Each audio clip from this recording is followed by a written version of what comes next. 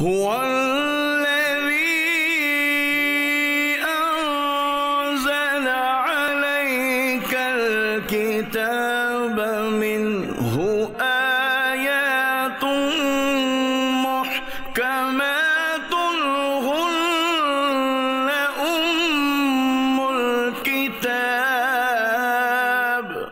وہی ہے جس نے تم پر یہ کتاب اتاری، اس کی کچھ آیتیں صاف معنی رکھتی ہیں، وہ کتاب کی اصل ہیں۔ الحمدللہ رب العالمین والصلاة والسلام علی سید الانبیاء والمرسلین، اما بعد فاعوذ باللہ من الشیطان الرجیم، بسم اللہ الرحمن الرحیم۔ محترم ناظرین کرام، آپ دیکھ رہے ہیں پروگرام احکام قرآن۔ پچھلے پروگرام میں بڑی تفصیل کے ساتھ سورہ توبہ کا جو شان نزول ہے، سورہ توبہ کے جو مضامین ہیں اور جو پس منظر جس کے بعد یہ آیت مبارکہ یا سورۃ مبارکہ نازل ہوئی، اس کو ہم نے تفصیل کے ساتھ بیان کیا۔ آج ہم نے انتخاب کیا ہے آیت نمبر 5 سے لے کر آیت نمبر 11 کا۔ آج کے پروگرام میں کن موضوعات پر بات ہوگی، آئیے اس کی فہرست ملاحظہ کرتے ہیں۔ قرآن کی روشنی۔ آیات مبارکہ کے ضمن میں زیر بحث لائے جانے والے اہم نکات: نمبر 1، سورہ توبہ کا مختصر پس منظر۔ نمبر 2، فتح مکہ سے پہلے کیا واقعات رونما ہوئے جس میں صلح حدیبیہ کو کفار نے توڑ دیا۔ نمبر 3، 4 مہینوں کی حرمت کی بنا پر جنگ بندی کا معاملہ منسوخ ہے۔ نمبر 4، مشرکین مکہ کے معاہدہ توڑ دینے پر اباحت قتال کا حکم ہوا۔ نمبر 5، فتح مکہ کے موقع پر کون سے 2 آپشن مشرکین مکہ کو دیے گئے۔ نمبر 6، فتح مکہ کے موقع پر جو ایمان لائے ان پر تان نہیں ہو سکتا کہ ان کے گناہ معاف کر دیے گئے۔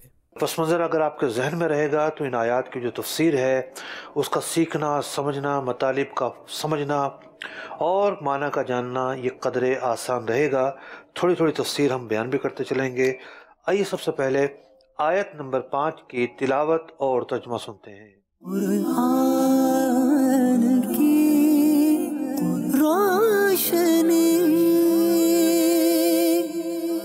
فَإِذَا انسَلَخَ الْأَشْهُرُ الْحُرُمُ فَاقْتُلُوا الْمُشْرِكِينَ حَيْثُ وَجَدتُّمُوهُمْ وَخُذُوهُمْ وَاحْصُرُوهُمْ فَاقْتُلُوا الْمُشْرِكِينَ حَيْثُ وَجَدتُّمُوهُمْ وَخُذُوهُمْ وَاحْصُرُوهُمْ وَاقْعُدُوا لَهُمْ كُلَّ مَرْصَدٍ فَإِن تَابُوا وَأَقَامُوا الصَّلَاةَ وَآتَوُا الزَّكَاةَ فَخَلُّوا سَبِيلَهُمْ إِنَّ اللَّهَ غَفُورٌ رَّحِيمٌ۔ پھر جب حرمت والے مہینے نکل جائیں تو مشرکوں کو مارو جہاں پاؤ اور انہیں پکڑو اور قید کرو اور ہر جگہ ان کی طاق میں بیٹھو۔ پھر اگر وہ توبہ کریں اور نماز قائم رکھیں اور زکوٰۃ دیں تو ان کی راہ چھوڑ دو، بے شک اللہ بخشنے والا مہربان ہے۔ محترم ناظرین کرام، قرآن مجید فقان حمید سیرت نبوی کا سب سے بڑا ماخذ ہے۔ پیارے آقا علیہ الصلوۃ والسلام کے لیل و نہار، اسفار، آپ کا قیام، آپ کے معمولات ہمیں سب سے پہلے قرآن سے سیکھنے کو ملتے ہیں۔ نبی اکرم علیہ الصلوۃ والسلام کی مکی زندگی جس میں آپ 50 سال تک مکہ مکرمہ میں قیام فرما رہے، اس مکی زندگی کے اندر ہم یہ دیکھتے ہیں کہ مسلمانوں کی ایک الگ کیفیت تھی۔ مسلمان مغلوب تھے، مسلمان مزاحمت نہیں کر رہے تھے، کفار کے ظلم و ستم سہ رہے تھے، یہاں تک کہ مسلمانوں نے ہجرت کو اختیار کیا۔ چنانچہ صحابہ اکرام اور خود نبی اکرم علیہ الصلوۃ والسلام مدینہ منورہ کی طرف روانہ ہوئے۔ مدینہ منورہ پہنچ کر پہلی اسلامی ریاست کی بنیاد قائم کی جاتی ہے، ریاست مدینہ قائم ہوتی ہے، اور ریاست مدینہ قائم ہونے کے بعد پھر احکامات شروع ہو جاتے ہیں۔ اب تک جو اعلان نبوت تو ہو چکا تھا، لیکن اعلان نبوت ہونے کے باوجود لکم دینکم ولی دین کا نعرہ بلند ہوتا تھا، یہی آپ کو حکم دیا گیا تھا، اسی کا آپ نے اتباع کیا۔ یعنی کفار سے مزاحمت اور ان سے مقابلہ اور ان سے جنگ ایسے کوئی مراحل نہیں آئے۔ پہلی جنگ ہوتی ہے جنگ بدر میں، اور اس کے بعد نبی اکرم علیہ السلام جب پلٹتے ہیں تبوک سے، تو اس کے بعد معاملہ درپیش ہوتا ہے کہ 6 سنہ ہجری میں صلح حدیبیہ کا واقعہ ہوا تھا۔ کفار مکہ کے ساتھ ایک معاہدہ ہوا، ایک صلح ہوئی، جنگ بندی کا معاہدہ ہوا، لیکن کفار مکہ نے 9 سنہ ہجری میں وہ معاہدہ توڑ دیا۔ جب توڑ دیا تو اب مسلمان جنگ بندی کے پابند نہ رہے۔ تو یہ جو آیت مبارکہ ہے سورہ توبہ کی آیت نمبر 5، یہ انہی واقعات کو بیان کر رہی ہے۔ پس منظر سارا کا سارا وہی ہے۔ اس پس منظر میں نازل ہونے والا ایک حکم ہے۔ اللہ رب العزت ارشاد فرما رہا ہے فَإِذَا انسَلَخَ الْأَشْهُرُ الْحُرُمُ، کہ جب حرمت والے جو مہینے ہیں وہ چلے جائیں۔ اب یہاں ایک بات واضح رہنی چاہیے کہ 4 مہینے اگرچہ کہ حرمت والے تھے، اور ان کے اندر جو کفاران مکہ تھے یا کفاران یا مشرکین عرب تھے، وہ جنگ اور قتال نہیں کیا کرتے تھے، اگرچہ کہ یہودیوں کی طرح ایک عجیب ہیلا کیا کرتے تھے، یعنی جس طریقے سے یہودیوں نے مچھلی کے معاملے میں ہیلا کیا، جب جنگ کرنی ہوتی ہے تو مہینوں کو آگے پیچھے کر دیتے۔ تو ہوا یہ کہ ابتدائی اسلام میں ان مہینوں کی حرمت کے تعلق سے جنگ بندی موقوف رکھی گئی۔ ایک آیت مبارکہ میں ارشاد ہوتا ہے آپ سے جو حرمت والے مہینے ہیں ان میں قتال کا پوچھتے ہیں، قل قتال فیہ کبیر، کہ نہیں اس میں قتال نہیں کرنا تو ایک بڑا گناہ ہے۔ ابتدائی اسلام میں یہی حکم تھا، لیکن بعد میں یہ حکم منسوخ کر دیا گیا۔ تو پھر یہاں پر کن مہینوں کے گزر جانے کا تذکرہ ہو رہا ہے؟ مفسرین نے لکھا کہ فَإِذَا انسَلَخَ الْأَشْهُرُ الْحُرُمُ جو ہیں، اس سے مراد اصل میں 12 مہینے مراد ہے، یعنی جو وفادار ہیں جنہوں نے معاہدہ نہیں توڑا، بہت سارے قبائل تھے قریش کے، کچھ قبائل تھے جنہوں نے معاہدہ نہیں توڑا، پابندی برقرار رکھی، ان سے تو معاہدہ برقرار ہے، جنگ بندی کا معاملہ بالکل جاری رہے گا، کوئی جنگ نہیں ہوگی۔ لیکن جنہوں نے معاہدہ توڑ دیا، یہاں اصل میں اشہر الحرم سے مراد ہے معاہدہ توڑنا، کہ معاہدہ انہوں نے توڑ دیا، اب حرمت باقی نہیں رہی۔ تو اب فرمایا گیا فَاقْتُلُوا الْمُشْرِكِينَ حَيْثُ وَجَدتُّمُوهُمْ۔ بات یہ ہے کہ یہ جو آیت ہے یہ اباحت کو بیان کر رہی ہے۔ جب جنگ بندی ہو گئی تھی، یعنی مسلمانوں کی جنگ کفار سے پہلے بھی ہوتی رہی ہے، بدر میں بہت بڑا معرکہ ہوا، اور سورہ توبہ تو آخری نازل ہونے والی سورۃ مبارکہ ہے۔ تو جب جنگ بدر میں معرکہ ہو چکا، احد میں معرکہ ہو چکا، ایسا نہیں ہے کہ قتال جو ہے اس سے پہلے مسلمان نہیں کیا، مسلمانوں نے، صحابہ اکرام علیہ مردوان نے نہیں کیا، ایسا نہیں تھا۔ ایک معاہدے کی طرف اشارہ ہے، چونکہ صلح حدیبیہ میں ایک معاہدہ ہو چکا تھا، اب مسلمان اس معاہدے کی وجہ سے پابند تھے، جنگ بندی پر مجبور تھے۔ جب کفاران مکہ نے معاہدہ توڑ دیا تو پھر اللہ رب العزت نے ارشاد فرمایا اب ان سے لڑنا تمہارے لیے مباح ہو چکا ہے۔ خذوہم، جنگ ہوتی ہے تو قید بھی کر لو۔ علماء نے لکھا کہ مشرکین عرب کو غلام نہیں بنایا جاتا، بلکہ انہیں قید کرنے کی اجازت دی گئی ہے۔ واحصروہم، ان کے قلعوں کا محاصرہ کر لو۔ وقعدوا لہم کل مرصد، اور مکمل طریقے سے نگہبانی اور ناکہ بندی کرو۔ اب یہاں جو بیان کیا گیا قلعوں کا محاصرہ کر لو، اب مجھے ایک نہیں 2 چیزیں یاد آ رہی ہیں۔ ایک واقعہ جو ہے وہ کتابوں میں ملتا ہے، مستند واقعہ ہے کہ حضرت خالد بن ولید رضی اللہ تعالیٰ عنہ نے دمشق کا قلعہ تھا، اس کا محاصرہ کیا۔ وہاں نصارہ تھے اور قلعہ فتح نہیں ہو رہا تھا۔ ایک جانب سے حضرت خالد بن ولید رضی اللہ تعالیٰ عنہ کوشش کر رہے ہیں حملے کی، دوسری جانب سے حضرت ابو عبیدہ الجراح کوشش کر رہے ہیں، دونوں جانب سے فتح نہیں ہو رہی۔ کئی دن یہ معاملہ جاری رہا۔ ایک دن کیا ہوا کہ حضرت خالد بن ولید رضی اللہ تعالیٰ عنہ جس جانب تھے اس علاقے سے قلعے کی دیواریں ٹوٹ گئیں اور مسلمان اندر داخل ہو گئے۔ اب جو لوگ قلعے میں رہنے والے تھے بڑے عیار قسم کے تھے، انہوں نے کیا کیا کہ یہ جو صورت تھی یہ تھی غلبہ پانے کی، کہ اب مسلمانوں نے جنگ میں غلبہ پایا ہے، اب وہ کسی جو ہے نا وہ ایگریمنٹ کے مطلب کہ مستحق نہیں ہے، ایگریمنٹ اس سے پہلے ہو سکتا تھا۔ جب یہ تابع داری قبول کرتے، جزیہ دیتے، تو ان کو چھوڑ دیا جاتا، جنگ ہوتی ہی نہیں۔ اب انہوں نے کیا کیا کہ قلعے کے دوسرے گیٹ پر گئے، جہاں حضرت ابو عبیدہ الجراح رضی اللہ تعالیٰ عنہ موجود تھے سپاہیوں کو لے کر۔ انہوں نے گیٹ کے دروازے کھولے اور کہا کہ ہم تو آپ سے معاہدہ کرنا چاہتے ہیں، آپ کی اطاعت کرنا چاہتے ہیں، ہم تو جنگ نہیں چاہتے۔ اب جب معاہدہ ہوگا تو پھر معاہدے میں بہت سارے حقوق انہیں ملیں گے۔ حضرت ابو عبیدہ رضی اللہ تعالیٰ عنہ انہیں امن دے دیتے ہیں۔ آگے آیات آ رہی ہیں امن کی، جنہیں یہ بھی پتہ چلا کہ امن کس طریقے سے ہوتی تھی۔ حالانکہ وہاں پر حضرت خالد بن ولید رضی اللہ تعالیٰ عنہ فتح حاصل کر چکے ہیں۔ اب یہ ایک واقعہ ہے، اس کے بعد کیا ہوا میں بعد میں عرض کروں گا۔ اگر میں ترکی نہ گیا ہوتا تو اس واقعے کی جو روح ہے میں نہ سمجھ سکتا، کیونکہ ہم نے جو قلعے دیکھے ہیں پاکستان میں، وہ قلعے تو چھوٹے چھوٹے ہوتے ہیں، کلومیٹر 2 کلومیٹر کے ہوں گے۔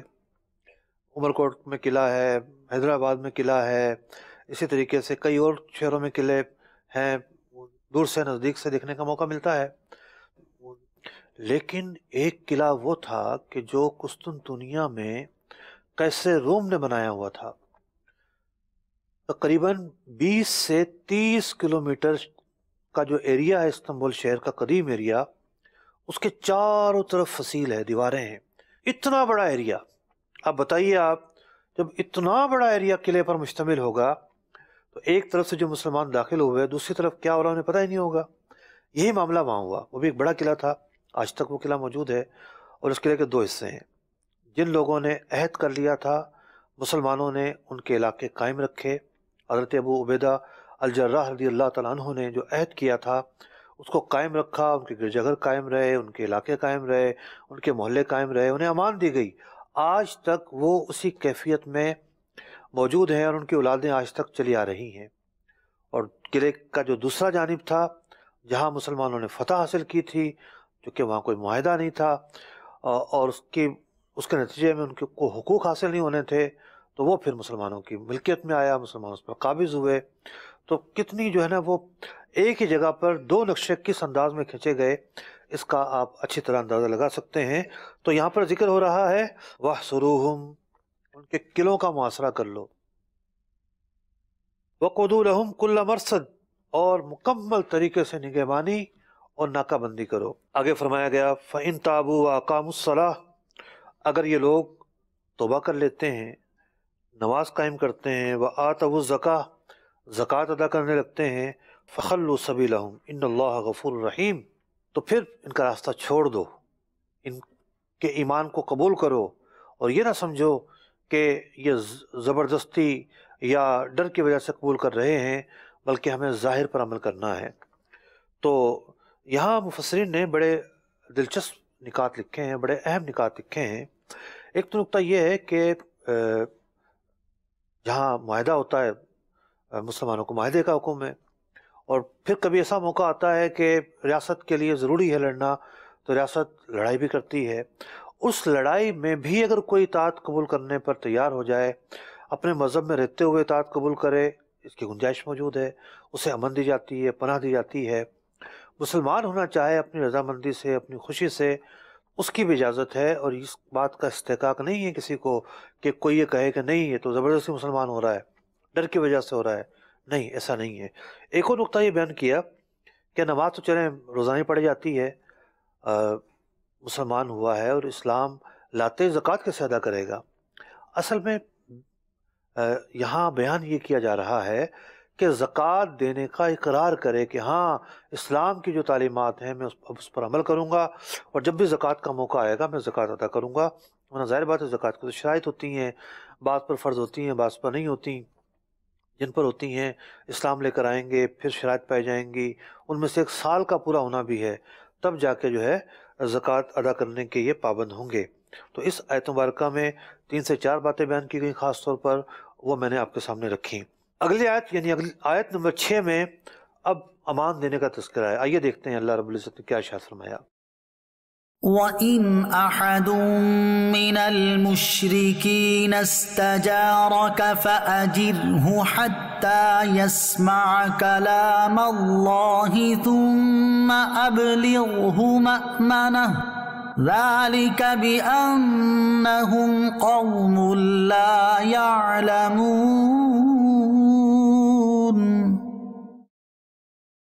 اور اے محبوب، اگر کوئی مشرک تم سے پناہ مانگے تو اسے پناہ دو کہ وہ اللہ کا کلام سنے، پھر اسے اس کی امن کی جگہ پہنچا دو، یہ اس لیے کہ وہ نادان لوگ ہیں۔ وَإِنْ أَحَدٌ مِّنَ الْمُشْرِكِينَ اسْتَجَارَكَ، اور اگر کوئی مشرکین میں سے پناہ مانگتا ہے، امان طلب کرتا ہے، فَأَجِرْهُ، اے محبوب کریم علیہ السلام آپ اسے پناہ دیجئے۔ اللہ اکبر، غلاموں کو پناہ دینا تو قرآن سے ثابت ہے کہ حضور کو فرمایا جا رہا ہے اگر کوئی پناہ مانگتا ہے آپ اس کو اپنے دامن میں لے لیجئے، حتیٰ یسمع کلام اللہ، یہاں تک کہ وہ اللہ کا کلام سنے، ثم ابلغہ، اور پھر اسے پہنچائیے، مأمنہ، جو امن کی جگہ ہے اس جگہ پر اس کو پہنچائیے۔ بات یہ ہے کہ اس آیت مبارکہ میں دو چیزیں بیان کی گئیں۔ ایک چیز یہ بیان کی گئی کہ کوئی امان لینا چاہتا ہے تو اسے امان دے دی جائے۔ امان ایک عارضی طور پر پناہ ہوتی تھی کہ بھئی اتنے عرصے تک مجھے امان دے دو، اس کے بعد میں اپنے علاقے میں چلا جاؤں گا۔ تو مسلمان جب تک وہ امان لینا چاہتا تو اسے امان دے دیا کرتے تھے۔ اب وہ دیکھتا مسلمانوں کے احوال کو، ان کے حال چال کو، ان کے کردار کو، ان کے اوصاف کو، ان کے اخلاق کو، اور سب سے بڑھ کر یہ کہ بعض لوگ تو ایسے تھے کہ قیدی بنا کر لائے گئے، لیکن جب انہوں نے رسول اکرم علیہ السلام کی زیارت کی تو پکار اٹھے، کل تک آپ سب سے زیادہ قابل نفرت تھے میرے لیے، آج آپ سب سے زیادہ محبوب ہو چکے ہیں۔ تو اب بالفرض ان کے امان کا وقت پورا ہو جائے، یا تو وہ اپنے مذہب پر ہی ہیں، اس ایمان قبول نہیں کیا، لیکن اس کے باوجود وہ یہ کہیں کہ ہم اسلام کی تعلیمات حاصل کرنا چاہتے ہیں، ہم قرآن جاننا اور سننا چاہتے ہیں، کیا ہمارے لیے ممکن ہے؟ ایک موقع پر اسی طریقے سے کافر کو امان دی گئی، اس کی مدت پوری ہو گئی، اس کو کہا گیا کہ اب تم اپنے علاقے میں چلے جاؤ، اب ہمارا امان، ہمارا ذمہ ہمارے علاقے تک تو رہے گا، آگے کہ ہم ذمہ دار نہیں ہیں۔ تو اس نے حضرت علی رضی اللہ تعالیٰ عنہ سے درخواست کی کہ کیا یہ ممکن ہے کہ میں کچھ اور عرصہ رہ کر قرآن سنوں، قرآن جانوں، قرآن میں کیا ہے یہ مجھے پتہ چلے؟ تو حضرت علی رضی اللہ تعالیٰ عنہ نے اسے اجازت دی، اور اس موقع پر آپ رضی اللہ تعالیٰ عنہ نے اسی آیت مبارکہ کی تلاوت فرمائی۔ آگے بڑا ہی اہم حکم بیان کیا گیا۔ آیت نمبر 7 میں اللہ رب العزت نے کفار کی اس کیفیت کو بیان کیا کہ انہوں نے تو معاہدے توڑ دیے، البتہ کچھ لوگوں نے اپنے معاہدوں کو جاری رکھا، وہ معاہدہ جو مسجد حرام کے قریب ہوا تھا۔ آئیے آیت نمبر 7 کی تلاوت سنتے ہیں۔ كيف يكون للمشركين عهد عند الله وعند رسوله إلا الذين عاهدتم عند المسجد الحرام فما استقاموا لكم فاستقيموا لهم ان اللہ یحب المتقین۔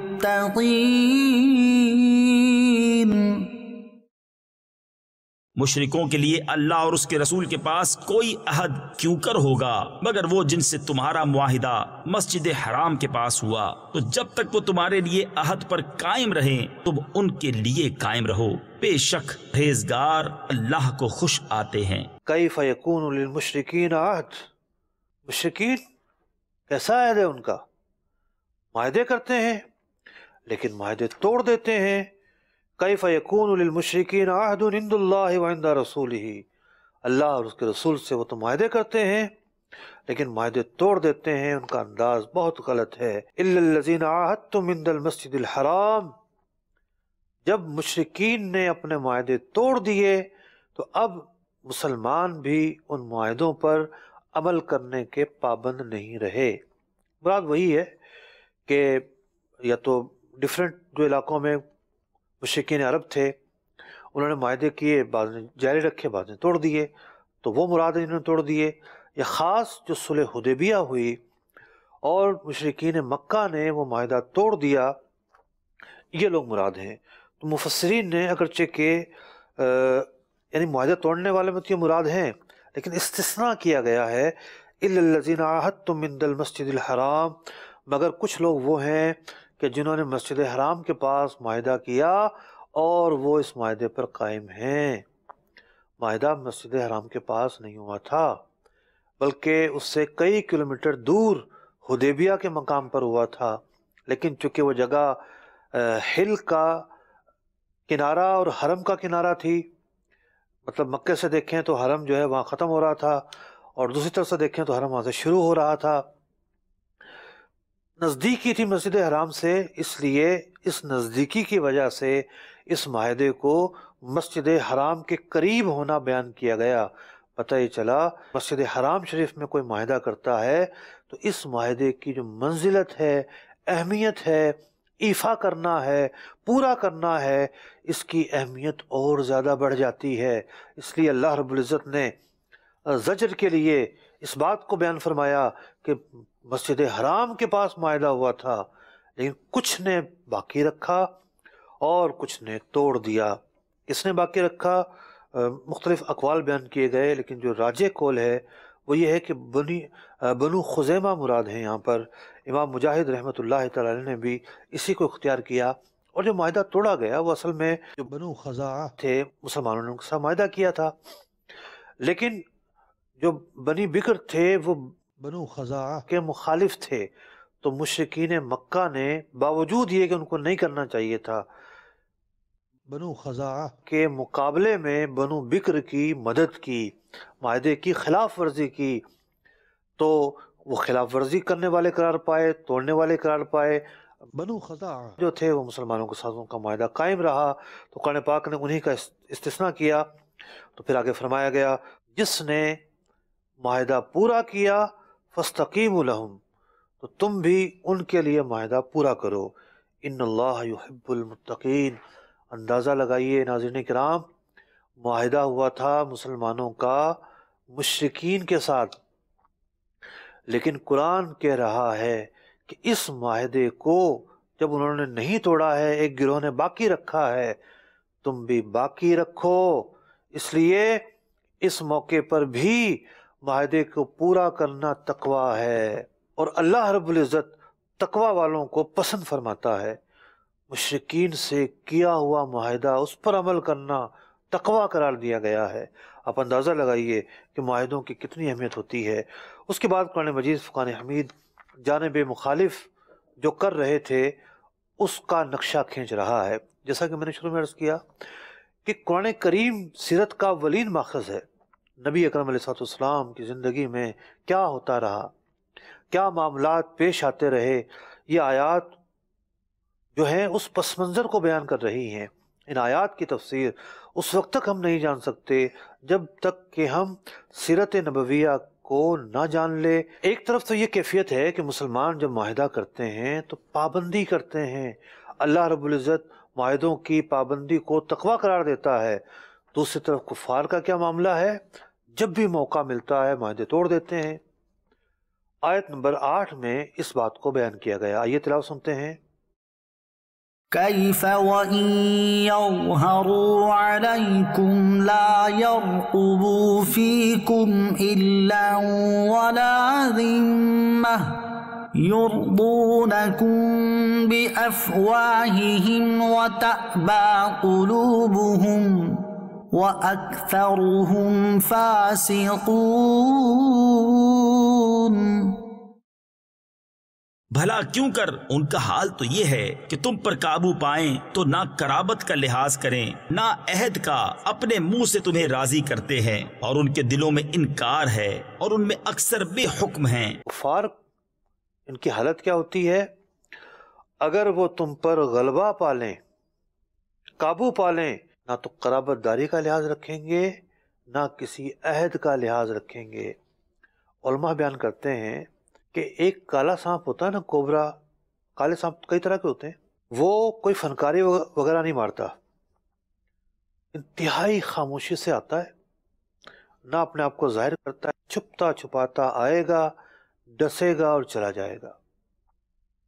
کفار کا معاملہ بھی اسی طرح ہے، معاہدہ کریں گے، امان طلب کریں گے، عہد و پیما کریں گے، لیکن جب دیکھیں گے کہ ہم غلبے میں آ گئے ہیں، سب کچھ بھول جائیں گے، باوجود اس کے کہ جو اہل مدینہ تھے، مشرکین مکہ میں سے بہت ساروں کے رشتہ دار تھے، اپنے عناد کے اندر، اپنے بغض کے اندر، اپنی عداوت کے اندر وہ اتنے اندھے ہو گئے کہ انہوں نے قرابت داری کا بھی لحاظ نہیں کیا، معاہدہ کیا تھا ان معاہدوں کا بھی لحاظ نہیں کیا۔ یعنی پیچھے جو بیان کیا گیا کہ اللہ رب العزت تو مسلمانوں کو جو کفار سے معاہدے ہوئے ان کو جاری رکھنے کی نہ صرف تاکید بیان کرتا ہے بلکہ ان معاہدوں پر عمل کرنے کو تقویٰ قرار دیتا ہے، لیکن کفار کا معاملہ مختلف ہے۔ قرآن مجید اب کفار کی کیفیت کو بیان کرتا ہے، یردونکم بافواہہم، زبان کے تو شیریں ہیں، میٹھے ہیں، لیکن وتأبى قلوبهم، جو زبان پر ہے دل اس کا منکر ہوتا ہے۔ زبان پر کچھ ہوتا ہے، دل میں کچھ ہوتا ہے، یہ ان لوگوں کا حال ہوا کرتا تھا۔ وَأَكْثَرُهُمْ فَاسِقُونَ، اور ان میں سے جو اکثر ہیں وہ بے حکم ہیں۔ آیت نمبر 9 میں کیا ارشاد ہوا، آئیے اس کی تلاوت سنتے ہیں۔ اشتروا بآيات الله ثمنا قليلا فصدوا عن سبيله إنهم ساء ما كانوا يعملون۔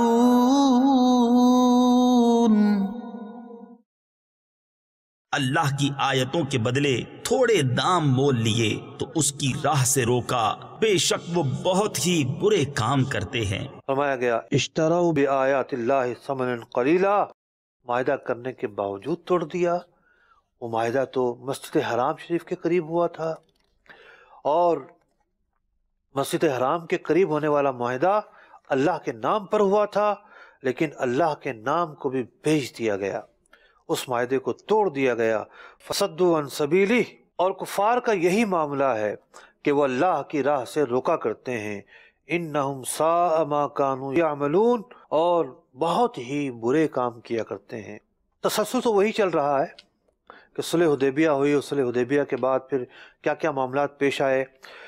تو اس آیت مبارکہ کے شان نزول میں مفسرین نے لکھا کہ ایک بار ابو سفیان جو کہ قیادت کر رہا تھا مشرکین مکہ کی، کیونکہ ابو جہل تو جنگ بدر میں مارا گیا، فتح مکہ کے بعد حضرت ابو سفیان رضی اللہ تعالیٰ عنہ اسلام قبول کرتے ہیں۔ تو اب جو ان کی پرانی حالت تھی اس کا بیان ہے کہ ابو سفیان نے عرب قبیلوں کو جمع کیا، ان کی پرتکلف دعوت کی، کھانا وغیرہ کھلانے کے بعد اپنے معاہدے جو ہیں وہ توڑ دینے کی ترغیب دی۔ تو یہاں جن جن نے معاہدہ توڑا یا ترغیب دی ان کی کیفیت کو بیان کیا گیا کہ ان کا معاملہ یوں درپیش ہوا کہ معاہدوں کو برقرار نہیں رکھ سکے۔ اب چونکہ بات یہ ہو رہی تھی کہ جب معاہدے توڑنے پر آئے تو قرابت کا لحاظ بھی نہیں رکھا، عہد کا لحاظ بھی نہیں رکھا۔ اگلی آیت مبارکہ میں اسی بات کو ریپیٹ کیا گیا ہے۔ آئیے آیت نمبر 10 کی تلاوت اور ترجمہ سنتے ہیں۔ لا يرقبون في مؤمن إلا ولا ذمة وأولئك هم المعتدون۔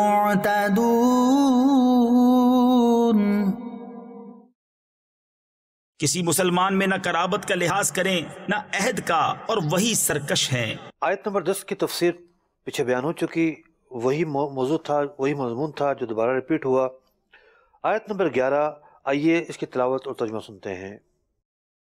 فَإِن تَابُوا وَأَقَامُوا الصَّلَاةَ وَآتَوُا الزَّكَاةَ فَإِخْوَانُكُمْ فِي الدِّينِ وَنُفَصِّلُ الْآيَاتِ لِقَوْمٍ يَعْلَمُونَ۔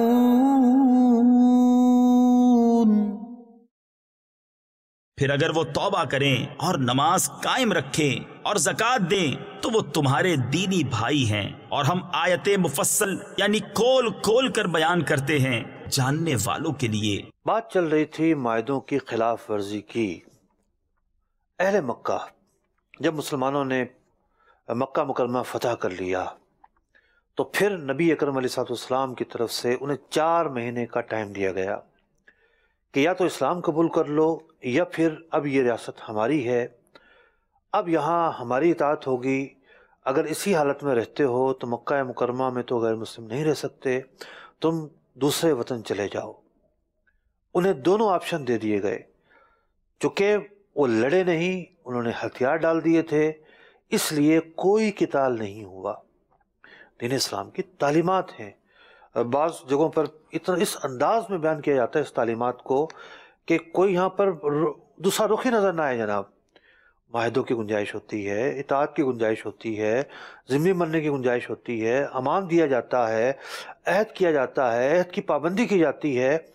تو یہاں تو انہیں آپشن دے دیا گیا، کہیں اور جانا چاہتے ہو تو چلے جاؤ، کوئی نقصان نہیں پہنچے گا۔ لیکن جو بھی اب مشرکین مکہ رہ گئے تھے انہوں نے اسلام لانے کو پسند کیا۔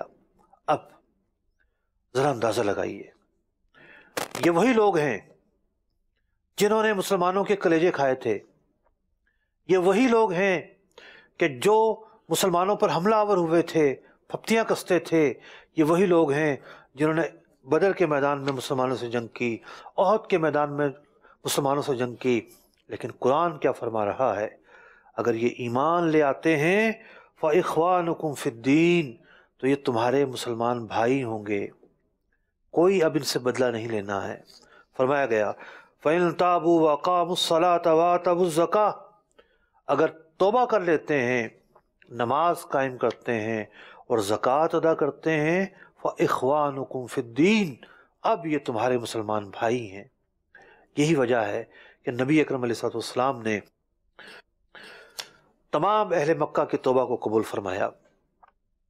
وہ حبشی غلام کہ جس نے حضرت سیدنا امیر حمزہ رضی اللہ تعالیٰ عنہ کے سینے کو چاک کر کے آپ کا کلیجہ چبایا تھا، اسے بھی آپ نے معاف فرما دیا، اس کے اسلام کو بھی آپ نے قبول فرمایا۔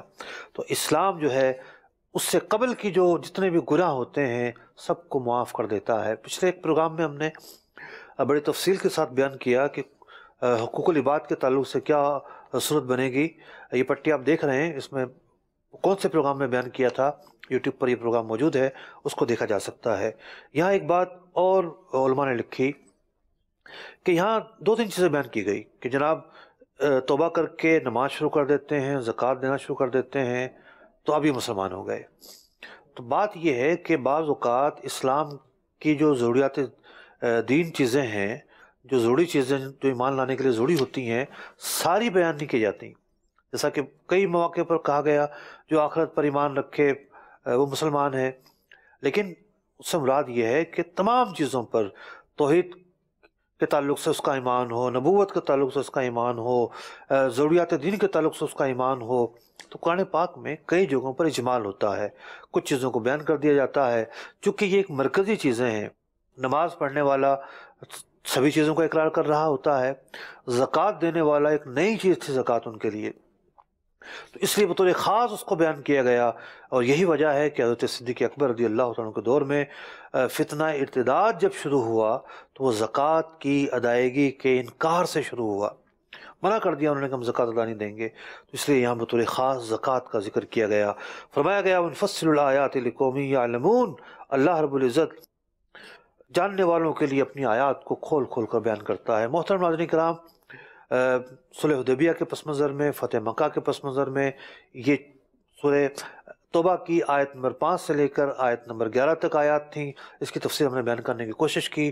اللہ رب العزت عمل کی توفیق عطا فرمائے۔ فہم قرآن کا مجھ کو میرے مولا عطا کر دے، پڑھوں سمجھوں عمل کا بھی مجھے یا رب تو جذبہ دے۔